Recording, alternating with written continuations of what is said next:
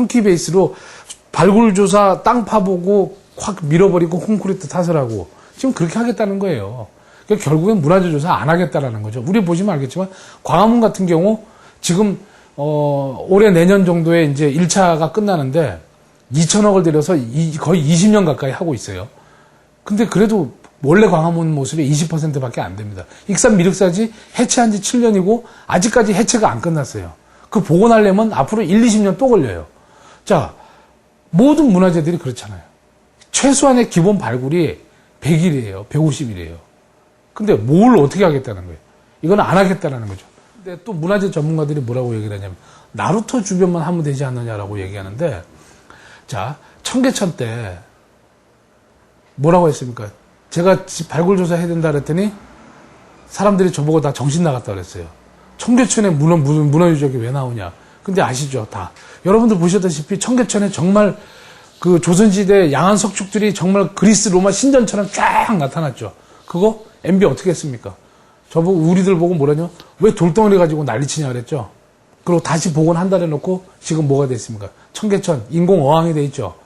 우리가 이제 그래서 문화재청 사람들이 얘기가 청계천하고 자꾸 비교하지 마라 그러는데, 아니 그 사람들은 자기가 필요할 때는 맨날 청계천 울고 먹어요. 그죠? 아, 청계천 봐라, 청계천 봐라 하는데, 그래서 우리가 그래서 좋아, 청계천하고 비교를 해줬어. 그랬더니 청계천하고 비교하지 말래요. 그러면 문화재청 사람들이 청계천하고 비교하지 말라는 건 청계천이 잘못된 공사라고 인정하는 꼴이에요.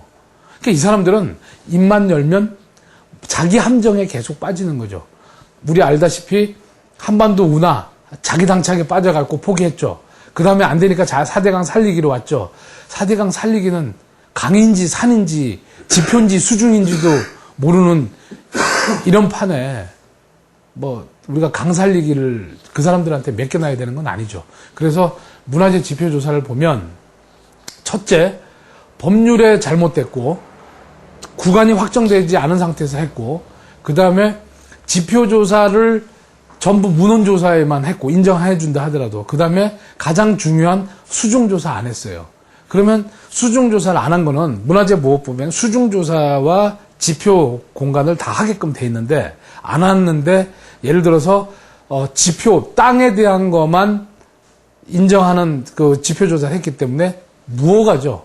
예를 들어서 산부인과 의사가 정형외과 볼 수 없잖아요. 그렇게 마찬가지로 이건 무허가 기관이 무허가 조사를 한 거죠. 그래서 이건 원인 전부 다 원천 무효가 돼야 되는 겁니다. 4대강 때문에 그 가장 이제 구체적으로 여러분들이 직접적으로 궁금한 문화재가 아마 많을 겁니다. 근데 제가 이제 구체적으로 말씀을 드리면은 실제로 그 지역에 저는 사실은 이런 얘기는 하고 싶지 않은 게 4대강 때문에 어떤 문화재가 다 영향을 받느냐라고 하면 사실은 우리나라 역사를 하나 이렇게 딱 칼로 난도질해서 각을 떠서 드러내는 이겁니다. 저는 고고학이나 역사를 하는 사람 입장에서 어떤 문화재가 소중하고 어떤 문화재는 뭐 소중하지 않냐 이런 입장은 말씀드리고 싶지 않은 게 다 중요합니다. 다만 여러분들의 이해를 구하기 위해서 구체적으로 나타나는 것 중에서 하나는 여러분들 아시다시피 강 주변에는 우리의 그 역사와 문화가 녹아있는 곳인데 대표적으로 보십시오. 암사동 선사유적지, 미사리 선사유적지 그거 다 날아갑니다. 근데 그런 유적지들이 강 주변에는 신석기, 구석기, 청동기 유적들이 대부분입니다. 그 다음에 심지어는 철기시대까지 있습니다. 고분들이. 자, 그렇게 있죠. 암사동, 뭐 선사동, 암사동이나 미사리 같은 경우는 대표적으로 교과서에 나옵니다. 우리 아이들한테는 뭘 얘기할 겁니까? 자, 두 번째. 또 이제 보면은 대표적으로 보면 이제 신석기 때 보면은 우리 창녕 비봉리 같은 경우 세계에서 가장 오래된 배 유적이 나옵니다. 근데 사실은 이거는 낙동강에서 한 10몇 킬로 떨어져 있는 데서 유역 변경이 돼서 나온 거예요. 자, 그 다음에 이제 여러 가지 진주 대평 같은 데 보면 선사 유적지 그 퇴적지에서 마구 나옵니다. 근데 제가 말한 이런 대표적인 선사 유적지들이 대부분의 강 주변에서 다 나옵니다. 그리고 자, 이제 역사시대로 가볼게요. 역사시대 때 가보면 신라 때나 고분들, 그 다음에 뭐 풍납토성이나 이런 성들, 이런 것들이 주변에, 강 주변에 다 있다라는 거예요. 왜? 교육이 가장 원활하게 할 수 있는 곳이 강이기 때문에 거기에는 도시가 발달할 수밖에 없어요. 성이 발달하고. 그러면, 자, 선사시대 때 얘기했고, 제 역사시대 얘기합니다. 자, 그러면, 그리고 한강 같은 경우는 강을 차지하는 거는 삼국시대나 우리 남북국시대에도 이거는 그 나라의 존폐를 결정하는 중요한 유적지들이 많이 있죠. 뭐 석촌동에 석촌동 고분부터 그다음에 풍납도성 그 풍납도성과 마주쳐 있는 고구려에는 아차산 보루성부터 쫙 있지 않습니까? 그다음에 웬만한 강 주변에 또 성들 있죠. 그다음에 강을 내려다보는 그 위에 산 정상에는 또 산성이 있단 말이에요. 그거 왜냐하면 강을 관리하기 위해서예요.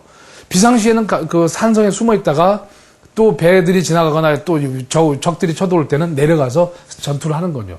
그러니까 산성이 있다는 건 강의 역할 수로를 지키기 위해서 있는 거거든요. 자, 그럼 이제 고려시대로 한번 가봅시다. 예를 들어서 우리는 정말 불교 국가였죠. 그러면 그런 그 수로를 확보하고 지키기 위해서는 일반 군대가 다 동원하기 힘드니까 사찰들을 많이 세웁니다. 거기서 사찰들이라는 건 그 강을 지키는 일종의 승병 역할을 했어요.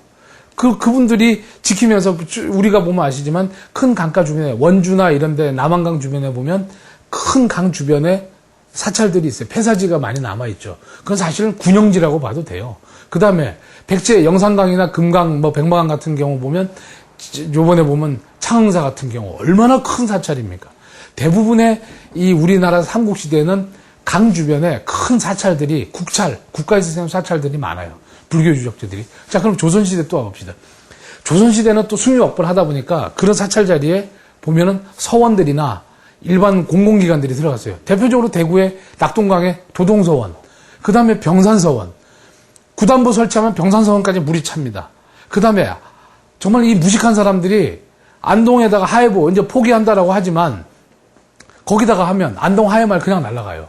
그러니까 안동 하회보 때문에 지금 이 사람들이 지금 아무것도 모르고 현장에 가보지도 않은 상태에서 했기 때문에 지금 이 사람들은 포기한다라고 하는데 저는 웬만한 보들은 당시에 강에 있었던 역사, 문화, 또 거기에 민속놀이, 또 우리 현대를 살아오면서 근현대 동안의 각종 생활놀이들, 이게 정말 역사가 다 녹아져 있어요.